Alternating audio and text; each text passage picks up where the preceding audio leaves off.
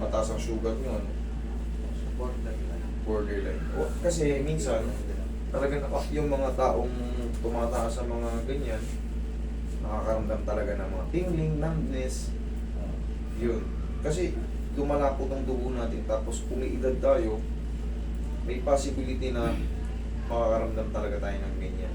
Pero kung hindi naman siya sobrang pain, subukan natin ano para lumuwag pa. Kung may naipit o ano. Yes. Right pa yung tissue, right? Kaya lang, Ano? hindi ako naka-ready. May opera ba kayo? Wala? Okay, good. Ano yan? Cesarean na. Cesarean kayo? Ayos. Naunang likod? Ano ba? Kaya pala hirap ilabas eh. Naunang yung likod ng bata.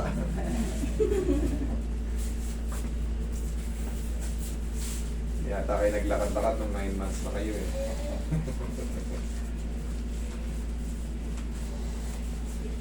Ako nagpalaygit na ako.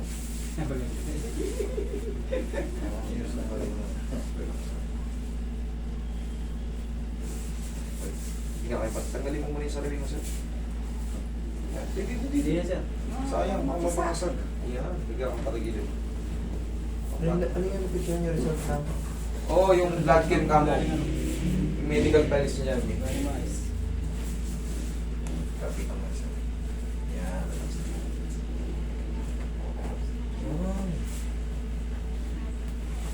Sabi ng side.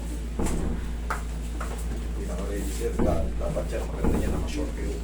Kasi dito patamaan natin. Sir, mag-break down na, sir.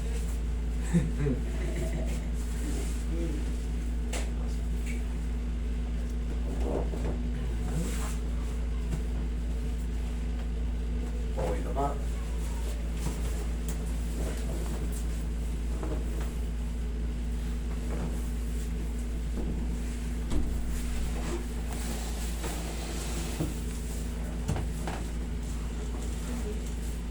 Hello. Hey guy.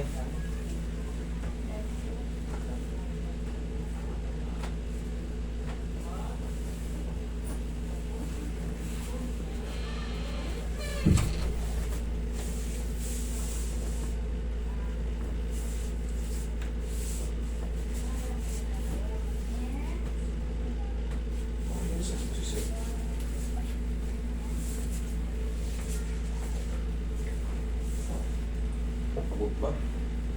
Tiglas.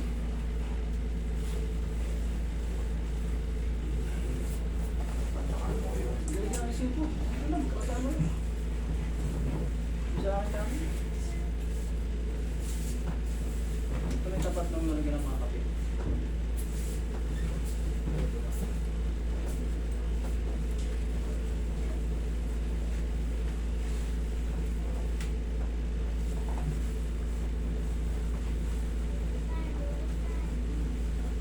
Sino nga no?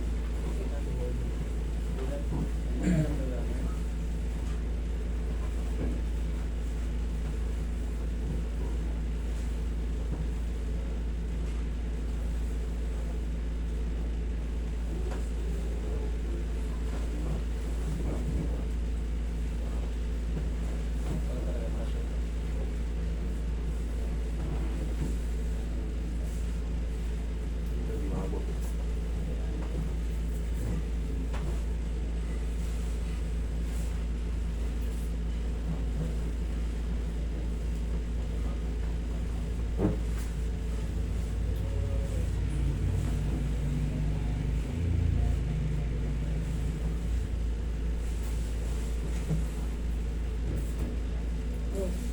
Yeah.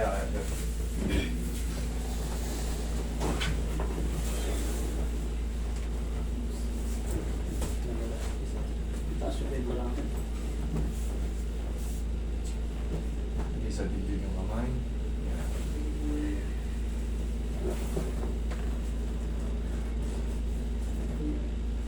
Relax na. Inhale. Exhale.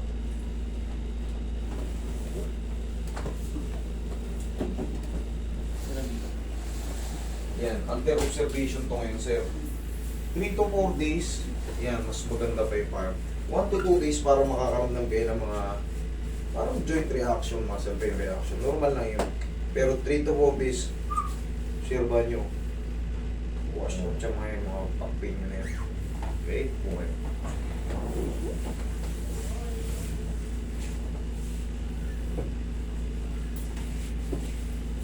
Yan na sila. Yan.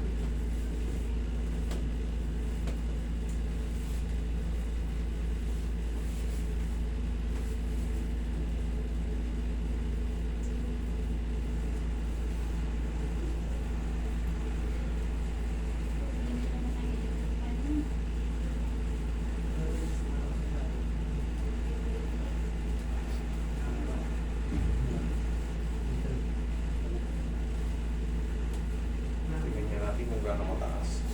Pati yung creatinine ninyo. Pag kasi may sira ka sa creatinine, ibig sabihin. Yan. Lagay ka. Saan?